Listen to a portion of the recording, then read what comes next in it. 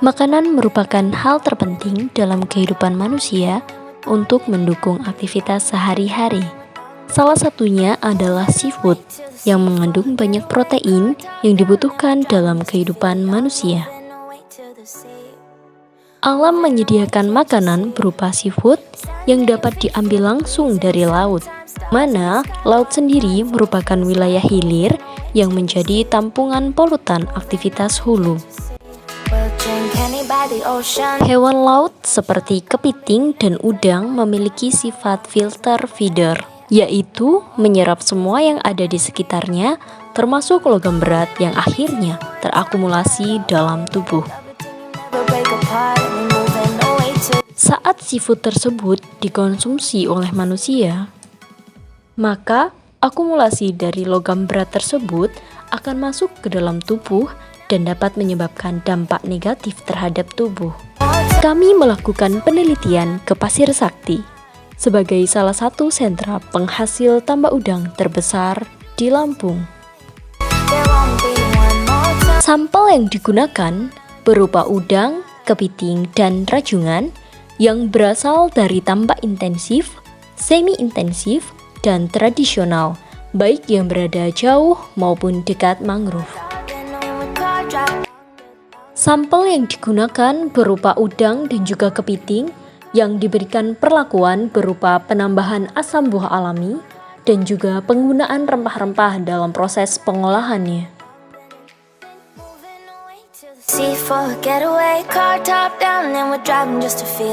Serapan logam berat CD dan BB pada udang dengan perbedaan wilayah habitat. Gambar 1 menunjukkan adanya perbedaan rata-rata kadar logam berat CD dan BB oleh pengaruh teknik budidaya udang. Perbandingan kadar logam berat CD, PB, protein, dan kalsium oleh pengaruh perendaman asam buah alami.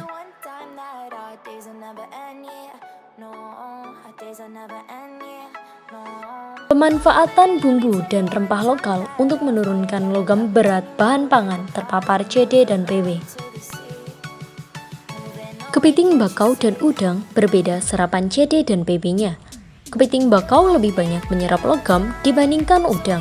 Hasil penelitian menunjukkan pengolahan makanan menggunakan rempah mampu menurunkan kadar CD dan PB. Ketika diolah dengan jenis masakan yang berbeda, bumbu rempahnya mengalami penurunan cukup drastis, yaitu olahan jenis woku paling besar menurunkan CD, PB, dan selanjutnya rica-rica, dan yang terakhir olahan dabu-dabu.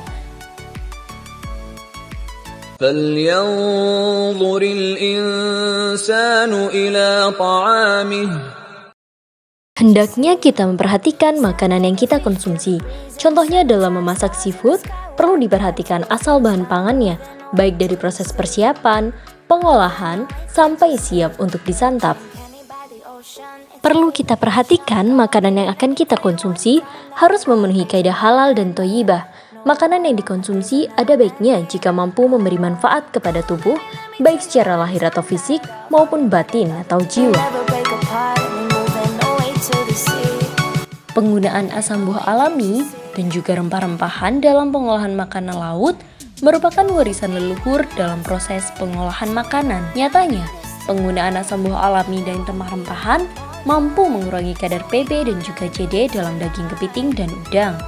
Rempah-rempahan dan asam buah alami mengandung banyak antioksidan yang mampu menangkal radikal bebas. Dia akan berikatan dengan senyawa bebas yang terkandung dalam daging, kemudian mengusir senyawa logam berat, sehingga kadar protein dalam daging meningkat dan kadar PB dan CD-nya menurun. Berdasarkan hasil penelitian, pengolahan makanan dengan menggunakan rempah yang banyak, seperti pada masakan woko, menghasilkan nilai tertinggi dalam menurunkan kadar CD dan PB. Sehingga semakin banyak rempah yang digunakan dalam sebuah masakan akan meningkatkan protein dan menurunkan kandungan logam berat yang terkandung di dalam makanan.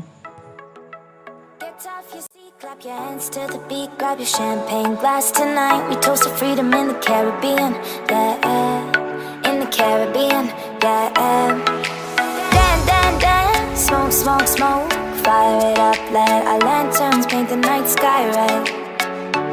Paint the night sky red, yeah, yeah. We'll drink honey by the ocean, it's our favorite potion. Come on baby, let me tell you one time.